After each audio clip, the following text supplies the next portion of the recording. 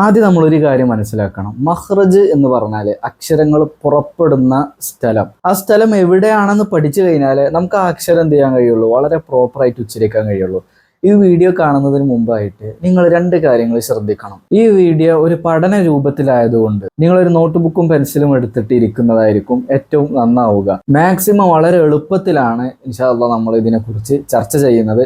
അല്പം കൂടുതലായിട്ട് വിശദീകരിച്ചുകൊണ്ടും ചർച്ച ചെയ്യണമെന്നാണ് ആഗ്രഹിക്കുന്നത്. മറ്റൊരു കാര്യം, നമ്മൾ ഓരോ അക്ഷരം പഠിക്കുമ്പോൾ വളരെ പ്രധാനപ്പെട്ടതായിട്ട് വേണ്ടത് പ്രാക്ടീസ് ചെയ്യുക എന്നുള്ളതാണ്. ധാരാളം പ്രാവശ്യം റിപ്പീറ്റേഷൻ ചെയ്തിട്ട് പ്രാക്ടീസ് ചെയ്ത് എടുക്കുക എന്നുള്ളതാണ്. ഒറ്റ പ്രാവശ്യം കൊണ്ട് ഒരക്ഷരം പറഞ്ഞതുകൊണ്ട് ആ അക്ഷരം ശരിയാവണമെന്നില്ല. ധാരാളം പ്രാവശ്യം പറയുകയും അത് ഖിറാഅത്തിൽ കൊണ്ടുവരികയും ചെയ്യുമ്പോഴാണ് ഓരോ അക്ഷരവും അതിൻ്റെ തനതായ രൂപത്തിൽ വരികയുള്ളൂ എന്ന് ഓർമ്മപ്പെടുത്തുകയാണ്. എന്തിനാണ് ഈ മഖ്റജ് പഠിക്കുന്നത്? എന്തിനാണ് ഈ അക്ഷരങ്ങൾ മഖ്റജിൽ നിന്ന് തന്നെ വരണമെന്ന് പറഞ്ഞ് നിർബന്ധിപ്പിക്കുന്നത് എന്തിനാണ്?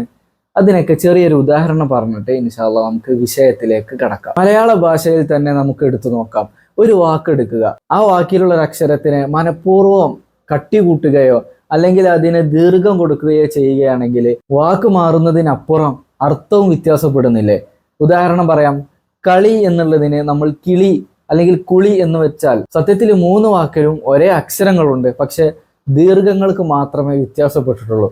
എന്നുള്ളതുപോലെ തന്നെ അറബി ഭാഷയിലും അക്ഷരങ്ങളുടെ മഖ്റജ് വ്യത്യാസപ്പെട്ടാൽ തന്നെ അർത്ഥത്തിന് മാറ്റം വരാൻ സാധ്യതയുണ്ട്. അതുകൊണ്ട് വിശുദ്ധ ഖുർആൻ ഓതുന്ന സമയത്ത് വളരെ അക്ഷരസ്ഫുടതയോടുകൂടി തർത്തീലായിട്ട് ഓതേണ്ടത് നമുക്ക് ഫർള് ഐനായ വിഷയമാണ്. നിസ്കാരവും നോമ്പും സക്കാത്തും ഉള്ളതുപോലെ തന്നെ എല്ലാവർക്കും ഓരോരുത്തരുടെ മേലും നിർബന്ധമായതാണ് തജ്വീദ് അനുസരിച്ച് ഓതുക എന്നുള്ളത്. അത് കിതാബുകളിൽ ഉള്ളതാണ്, ഞാൻ എൻ്റെ അഭിപ്രായം പറഞ്ഞതല്ല. മഖ്റജുകൾ പെട്ടെന്ന് പഠിക്കാനും അത് പരിശീലിക്കാനും വേണ്ടിയിട്ട് പണ്ഡിതന്മാർ നമുക്കൊരു എളുപ്പമാർഗം പറഞ്ഞു തന്നിട്ടുണ്ട്. തജ്വീദിനെ കുറിച്ച് വിശാലമായി പഠിക്കുന്ന നിഹായത്തുൽ ഖൗലുൽ മുഫീദ് എന്ന് പറയുന്ന ഗ്രന്ഥത്തിൽ കാണാൻ കഴിയും. നിങ്ങളൊരു അക്ഷരം പഠിക്കാൻ ഉദ്ദേശിക്കുകയാണെങ്കിൽ ആ അക്ഷരത്തിന് ആദ്യം സുക്കൂൻ ചെയ്യുക അല്ലെങ്കിൽ ഷദ് ചെയ്യുക. എന്നിട്ട് അതിനു മുമ്പ് ഫതഹുള്ള ഹംസയോ അല്ലെങ്കിൽ മറ്റേതെങ്കിലും അക്ഷരമോ കൊണ്ടുവരിക. ഉദാഹരണം പറയാം, നമുക്ക് ഐൻ എന്ന അക്ഷരം പഠിക്കണമെന്നുണ്ടെങ്കിൽ ആദ്യം നമ്മൾ ആ എന്ന് തന്നെ പറയണം. ഡയറക്റ്റ് ആയിട്ട് എന്ന് പറയാതെ ആ ഐനിന് സുക്കൂന് ചെയ്തിട്ട് പഠിക്കുക. ഹർക്കത്തുകൾ വന്നു കഴിഞ്ഞാൽ ഫത്ഹ്, കസ്ർ, ലൊമ്മക്ക് വന്നു കഴിഞ്ഞാൽ അത് മഖ്റജിൽ നിന്ന് വിട്ടു നിൽക്കും. ഇപ്പൊ നമുക്ക് കാണാൻ കഴിയുന്ന, ഇപ്പൊ ഐനൊക്കെ തൊണ്ടയിൽ നിന്ന് വരുന്നതാണ്, ഇൻഷാ അല്ലാഹ് നമുക്ക് അതിനെ കുറിച്ച് ചർച്ച ചെയ്യാം. കാണാൻ കഴിയുന്ന ഒരു മഖ്റജ് എടുക്കാം. ഉദാഹരണത്തിന് ഫ എന്നുള്ള അക്ഷരം. ഈ ഫ എന്ന അക്ഷരം താഴെ ചുണ്ടിന്റെ പള്ളയുടെ മേല് നമ്മുടെ മുൻപല്ലിന്റെ തല തട്ടിച്ചിട്ടാണ് ഉച്ചരിക്കേണ്ടത്, ഫ എന്നുള്ളത്. എന്നാൽ ഹർക്കത്ത് ഉച്ചരിച്ചു കഴിഞ്ഞാൽ അത് ആ മഖ്റജിൽ നിന്ന് വിട്ടു നിൽക്കും. ഇനി സുക്കൂൻ ചെയ്ത് നോക്കാം. അഫ്, കണ്ടില്ലേ? ആ സുക്കൂൻ ചെയ്തപ്പോൾ അത് അവിടെ തന്നെ പ്രസ്സായി നിന്നു. എന്നാൽ ഫതഹോ കസ്റോ ലൊമ്മൊക്കെ ചെയ്യുകയാണെങ്കിൽ ഫ, കണ്ടില്ലേ? അത് ഫ എന്ന് പറഞ്ഞിട്ട് പിന്നെ മഖ്റജിൽ നിന്ന് അത് ഉയർന്നു. ഇനി കസ്ർ നോക്കൂ, ഫി, ഫു. ഈ ഹർക്കത്തുകൾ ഉച്ചരിക്കുമ്പോൾ ഉണ്ടാകുന്ന മാറ്റങ്ങൾ മനസ്സിലായിട്ടുണ്ടാവുമെന്ന് വിചാരിക്കുകയാണ്. അപ്പോൾ അക്ഷരങ്ങൾ പരിശീലിക്കുമ്പോൾ സുക്കൂന് ചെയ്തിട്ട് പരിശീലിക്കാൻ വേണ്ടി ശ്രദ്ധിക്കുക. അതേപോലെ തന്നെ ഈ സുക്കൂൻ ചെയ്ത സ്ഥലമാണ് വളരെ മുഹക്കക്കായ ശബ്ദം വരുന്നത്, യഥാർത്ഥ ശബ്ദം വരുന്നത് എന്നുള്ളത് കൂടെ നമ്മൾ മനസ്സിലാക്കണം. നമുക്ക് ഏകദേശം പറയുകയാണെങ്കിൽ നമുക്ക് നിൽക്കാൻ ഏറ്റവും സുഖം ഒരു വടിയും കൂടെ പിടിച്ചു നിൽക്കുകയാണെങ്കിൽ നമുക്ക് നൃത്തത്തിന് ഒരു സുഖകരമായ രൂപത്തിൽ നിൽക്കാൻ സാധിക്കുമല്ലോ. അതേപോലെ തന്നെയാണ് ഫതഹുള്ള ഒരു ഹംസും ശേഷം ഒരു സുക്കൂനുള്ള അക്ഷരവും ഉച്ചരിച്ചു കഴിഞ്ഞാൽ വളരെ എളുപ്പത്തിൽ നമുക്ക് പഠിക്കാൻ സാധിക്കും. അടുത്തൊരു പോയിന്റാണ്, ഒരക്ഷരത്തിന്റെ യഥാർത്ഥ അളവും തൂക്കവും എല്ലാം മനസ്സിലാകണമെന്നുണ്ടെങ്കിൽ അതിന്റെ മഖ്റജ് പഠിച്ചാൽ ശരിയാവും. എന്നാൽ അതിന്റെ മാറ്റ് നോക്കുക, അതിന്റെ രൂപം, അത് എങ്ങനെയാണ്, അതിന്റെ ശബ്ദം എന്നുള്ളതാണ് നമ്മൾ സിഫത്തിനെ കുറിച്ച് പഠിക്കുക എന്നുള്ളത്. ഇൻഷാ അല്ലാഹ് നമ്മൾ അതിന്റെ ഒരു അപ്ഡേറ്റ് ചെയ്ത വീഡിയോ ഈ ചാനലിൽ ഇടുന്നതാണ്. ഇതിനു മുമ്പായിട്ട് ചെറിയൊരു വീഡിയോ നമ്മൾ ചെയ്തിട്ടുണ്ട്. ഇനി നിങ്ങൾ പ്രധാനമായിട്ട് നോട്ട് ചെയ്യേണ്ടത് അക്ഷരങ്ങൾ എവിടെ നിന്ന് പുറപ്പെടുന്നു, അതിന് പ്രധാനപ്പെട്ട 5 സ്ഥലങ്ങളുണ്ട്. ആ 5 സ്ഥലങ്ങൾ പഠിച്ചു വെച്ചാൽ ഓക്കെയാണ്. ഈ 5 സ്ഥലങ്ങളിൽ നിന്നും പിന്നെ ഭാഗങ്ങളിൽ നിന്നാണ് അക്ഷരങ്ങൾ വരുന്നതെന്ന് പഠിച്ചാൽ വളരെ സിമ്പിളായിട്ട് തന്നെ അക്ഷരങ്ങൾ നിങ്ങൾക്ക് പഠിച്ചെടുക്കാൻ സാധിക്കും. ഇനി നമുക്ക് മഖ്റജുകൾ ഏതൊക്കെയാണെന്ന് പരിചയപ്പെടാം. 5 സ്ഥലങ്ങളിൽ നിന്നാണ് അക്ഷരങ്ങൾ പുറപ്പെടുന്നത്. ഒന്ന് വായയുടെ അന്തരീക്ഷം എന്ന് പറയും, ജൗഫ് എന്നാണ് പറയാ. അതായത് നമ്മുടെ വായ തുറന്നു കഴിഞ്ഞാൽ ആ വായയുടെ മുഴുവനായിട്ടുള്ള ഉൾഭാഗം എന്നാണ് അതിനർത്ഥമാക്കുന്നത്. ഇൻഷാ അല്ലാഹ് ഈ 5 പറഞ്ഞതിന് ശേഷം നമുക്ക് ഓരോന്നിനെയും വിശദീകരിച്ച് പറയാം. മറ്റൊന്ന് തൊണ്ട എന്നുള്ളതാണ്. ഹൽഖ് എന്നാണ് അതിനെ അറബിയിൽ പറയുക. മറ്റൊന്ന് നാവ്, ലിസാൻ എന്നാണ് അറബിയിൽ പറയുക. മറ്റൊന്ന് രണ്ട് ചുണ്ടുകൾ, ഷഫത്തൈനി എന്നാണ് പറയുക. മറ്റൊന്ന് തരിമൂക്ക്, ഖൈഷും എന്നാണ് പറയുക. അങ്ങനെ മൊത്തം 5 എണ്ണമായി. ഇനി നമുക്ക് ഡയറക്റ്റ് ആയിട്ട് ജൗഫിലേക്ക് പ്രവേശിക്കാം. ജൗഫ് എന്ന് പറയുന്നത് വായയുടെ അന്തരീക്ഷമാണ്. ഈ വായയുടെ അന്തരീക്ഷം പൊതുവെ ഉപയോഗിക്കാറുള്ളത് മദ്ദിനാണ്. അലിഫ്, വാവ്, യ ഈ 3 ഹർഫുകളും മദ്ദായിട്ടാണ് വരാറുള്ളത്, നീട്ടാനാണ് ഉപയോഗിക്കാറുള്ളത്. ഉദാഹരണം പറയുമ്പോൾ നിങ്ങൾക്ക് വളരെ സിമ്പിൾ ആയിട്ട് മനസ്സിലാകും. നിങ്ങൾ ഇനി ഖാല എന്ന വാക്കിനെടുക്കുക. അവിടെ ഖാഫിന് ശേഷം ആ ഖാഫിനെ നീട്ടാൻ വേണ്ടിയിട്ട് കൊണ്ടുവന്നതാണ് അലിഫ്. അപ്പൊ ആ നീട്ടുന്ന അവസരത്തിൽ നമ്മുടെ വായയുടെ അന്തരീക്ഷത്തിലാണ് മദ്ദിയായ അലിഫ് എന്ത് ചെയ്യുന്നത്, നടക്കുന്നത്. ഇനി ലൊമ്മിന് ഉദാഹരണം പറയാം. ഊമു എന്ന് പറയുമ്പോൾ ഖാഫിനും മീമിനും നീട്ടുന്നത് വാവ് കൊണ്ടാണ്. അപ്പൊ കൂ മൂ അവിടെയൊക്കെ ഈ വാവ് എന്ന അക്ഷരം ജൗഫില് നടക്കുന്നതാണ്. ഇനി യാഇനൊരു ഉദാഹരണം നോക്കാം. സീ അ, അവിടെ കണ്ടില്ലേ, സീന് ശേഷം യാ വന്നപ്പോൾ അതിങ്ങനെ അന്തരീക്ഷത്തിൽ നീട്ടുന്ന അവസരത്തിൽ ഇങ്ങനെ എവിടെയും തട്ടാതെയാണ് എന്ത് ചെയ്യുന്നത്, ആ യാഇനെ ഉപയോഗപ്പെടുത്തുന്നത്. ഇനി വളരെ പ്രധാനമായിട്ടും പറയാനുള്ളത്, ഈ അലിഫ് ഉച്ചരിക്കുമ്പോൾ മുകളിലോട്ടാണ് നമ്മുടെ വായയുടെ ഡയറക്ഷൻ. മ, ക, ഓ, ഓ കണ്ടില്ലേ. അടുത്തത് മദ്ദിയായ യാ വരുമ്പോൾ എങ്ങനെയാണ്, വായ തസഫുലായിട്ട് താഴെയായിട്ട് മീ, കീ, തീ, തീ കണ്ടില്ലേ, അങ്ങനെ താഴോട്ടാണ് വരുന്നത്. എന്നാൽ വാവ് വരുമ്പോൾ എഴുത്തിറാളിയായിട്ട് ചുണ്ടു കൂർപ്പിച്ചിട്ട് മൂ, ഓ, ഓ, സോ കണ്ടില്ലേ, അങ്ങനെയാണ് വരുന്നത്. ഇതിൽ നിന്നും അല്പമെങ്കിലും തെറ്റിക്കഴിഞ്ഞാൽ അത് ശരിയല്ലാത്ത രൂപത്തിലാണ് വരുന്നത്. ഉദാഹരണം പറയാം. അൽഹംദുലില്ലാഹി റബ്ബിൽ ആലമീൻ. മീൻ എന്നുള്ള സ്ഥലത്ത് തസഫുൽ അല്ലാതെ, അതായത് താഴ്ത്തി പറയാതെ ഒന്നിങ്ങനെ ചെറുതായിട്ടൊന്ന് വായ ഉയർത്തി കഴിഞ്ഞാൽ എങ്ങനെയാണ് വരിക, അൽഹംദുലില്ലാഹി റബ്ബിൽ ആലമീൻ, മീൻ കണ്ടില്ലേ. അങ്ങനെ വന്നു കഴിഞ്ഞാൽ അത് തെറ്റാണ്. പ്രമുഖരായ പല ഖാരിഈങ്ങളുടെയും ഖിറാഅത്തിൽ ഇത് കാണാനുണ്ട്. അത് വലിയ തെറ്റാണെന്ന് നമ്മൾ മനസ്സിലാക്കണം.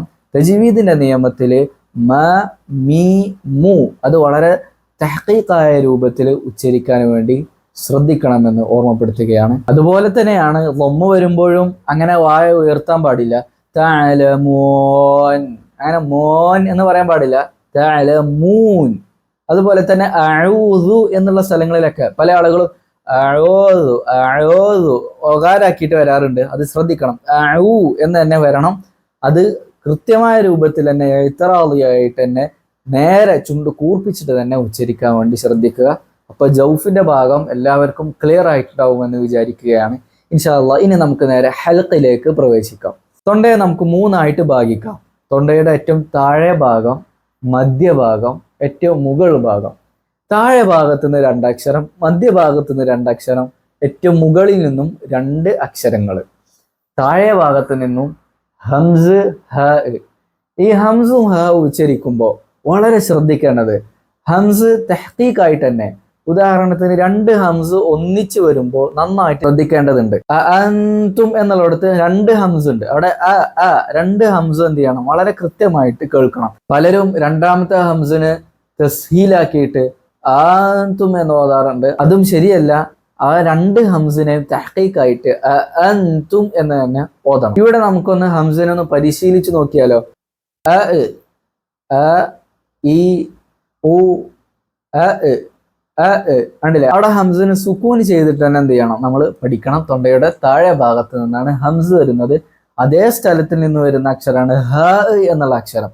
ഹ എന്ന അക്ഷരം ഉച്ചരിക്കുമ്പോൾ വളരെ സൂക്ഷിക്കേണ്ടത്, സൂറത്തുൽ ഫാത്തിഹയില് ഇഹ്ദീന, അവിടെ പല ആളുകൾ ഇഹ്ദീന എന്ന് ഓതാറുണ്ട്. ഇവിടെ ഹ ഉച്ചരിക്കുമ്പോൾ സുക്കൂൻ ചെയ്തിട്ട് തന്നെ ഹ ആദ്യം പറഞ്ഞു പരിശീലിക്കുക. അഹ്, അഹ്, അഹ്, ഇഹ്, ഹ, ഹി, ഹു, അഹ്, അല്ലാഹ്. നമ്മൾ തഹ്ലീലൊക്കെ ചെല്ലുന്ന സമയത്ത് പല ആളുകളും ലാ ഇലാഹ ഇല്ലല്ലാഹു ലാ ഇലാഹ ഇല്ലല്ലാഹ്, ആ ലാസ്റ്റത്തെ സുക്കൂനുള്ള ഹ പല ആളുകളിൽ നിന്നും കേൾക്കാറില്ല. അതൊന്നും ശ്രദ്ധിക്കുക, നോട്ട് ചെയ്യുക. അതിന്റെ അല്പ മുകളിൽ നിന്ന് തൊണ്ടയുടെ മധ്യഭാഗത്ത് നിന്ന് വരുന്ന അക്ഷരമാണ് ഐൻ, ഹ എന്നുള്ള അക്ഷരം. 2 അക്ഷരവും നന്നായിട്ട് സൂക്ഷിക്കണം. നമ്മൾ വീഡിയോയുടെ തുടക്കത്തിൽ പറഞ്ഞതുപോലെ ഹംസ് ചേർത്തിട്ടൊന്ന് ഐന് പറഞ്ഞു നോക്കാം. ആ, ആ, ആ. ആ ഐൻ എന്ന അക്ഷരത്തിനെ വായിൽ നിന്ന് കാറ്റ് പുറപ്പെടുവിച്ചു കൊണ്ട് ഉച്ചരിക്കുകയാണെങ്കിൽ അത് ഹ ആയി പോകും, എന്നായി പോകും. എന്നാൽ വായിൽ നിന്ന് കാറ്റ് വരാതെ അത് പിടിച്ചു വെച്ചിട്ട് ഒന്ന് പറഞ്ഞു നോക്കൂ. ആ ആ ഇതാണ് പുള്ളില്ലാത്ത ഐന്. പുള്ളില്ലാത്ത ഐൻ എന്ന് ഒരിക്കലും പറയാൻ പാടില്ല. ഇതിന്റെ ഉച്ചാരണ ശബ്ദത്തിൽ നിന്ന് തന്നെ നമുക്ക് മനസ്സിലാകണം ഇത് ഐൻ എന്നാണ്. പുള്ളില്ലതിനെ കുറിച്ച് പറയാം. ഇനി ഹ എന്നുള്ള അക്ഷരമാണ്. ഹ പഠിക്കാൻ വളരെ സിമ്പിളാണ്.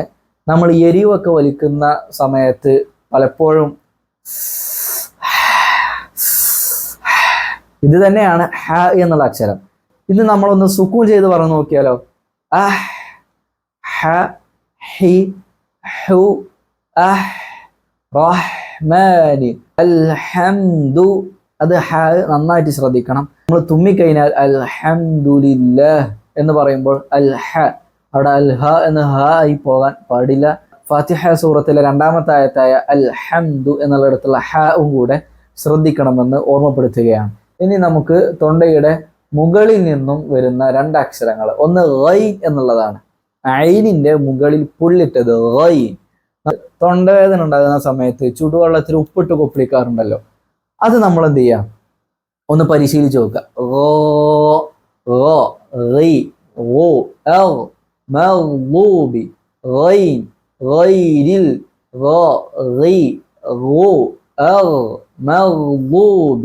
അങ്ങനെ നമ്മൾ പരിശീലിച്ചെടുക്കണം. വീഡിയോയുടെ ലെങ്ത് കൂടുമെന്നുള്ള ഒരൊറ്റ കാരണം കൊണ്ടാണ് ഉദാഹരണങ്ങളൊക്കെ ചുരുക്കി പറയുന്നത്. ഇത് വെച്ച് നിങ്ങൾ ധാരാളം പ്രാവശ്യം നിങ്ങൾ പ്രാക്ടീസ് ചെയ്തെടുക്കേണ്ടതുണ്ട്. ഇനി ഹ എന്നുള്ള അക്ഷരം കൂടെ പറയാം. ഹ വളരെ സിമ്പിളാണ്. ഓവറായിട്ട് വായ തരിപ്പിച്ചുച്ചരിക്കരുത്. ഹ എന്നുള്ളത് ഓവറായിട്ട് പറയാൻ പാടില്ല.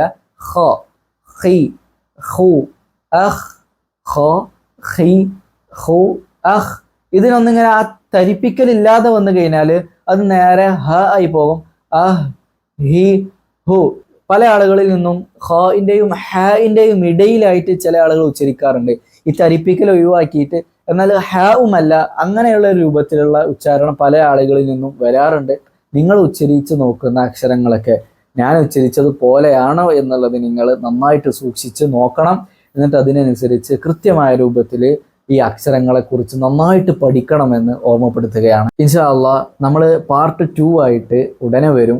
ഇത് നമ്മൾ അല്പമായിട്ടാണ് പഠിപ്പിക്കുന്നത്. ഇതുവരെ എടുത്ത അക്ഷരങ്ങൾ എല്ലാം നന്നായിട്ട് പ്രാക്ടീസ് ചെയ്ത് പഠിക്കുക. എങ്കിൽ മാത്രമേ നിങ്ങൾക്ക് അക്ഷരങ്ങളെല്ലാം സ്വഹീഹായ രൂപത്തിൽ ഉച്ചരിക്കാൻ കഴിയുകയുള്ളൂ. ഇൻഷാ അല്ലാഹ് നമ്മൾ പുതിയൊരു ബാച്ച് തുടങ്ങാൻ വേണ്ടി ഉദ്ദേശിക്കുന്നുണ്ട്. 6 മാസത്തെ കോഴ്സാണ്. ഈ കോഴ്സ് നമ്മൾ സർട്ടിഫിക്കറ്റോട് കൂടിയാണ് പ്രൊവൈഡ് ചെയ്യുന്നത്. അപ്പോൾ നന്നായിട്ട് പഠിക്കാൻ ആഗ്രഹിക്കുന്ന ആളുകൾ ഉണ്ടെങ്കിൽ മാത്രം, ജെന്യുവിനായ ആളുകൾ ഉണ്ടെങ്കിൽ മാത്രം ഈ നമ്പറിൽ നിന്ന് കോൺടാക്റ്റ് ചെയ്യുക. ഇൻഷാ അല്ലാഹ് പാർട്ട് 2 ഉടനെ എത്തുന്നതാണ്. നമുക്ക് ലിസാന്, ഷഫത്തൈന്, ഖൈഷും ഈ 3 മഖ്റജുകളെയും കുറിച്ച് വിശദമായിട്ട് പഠിക്കാനും പറയാനുമുണ്ട്. അല്ലാഹു സുബ്ഹാനഹു വ തആല തൗഫീഖ് ചെയ്യുമാറാവട്ടെ. അസ്സലാമു അലൈക്കും വറഹ്മത്തുള്ളാഹി.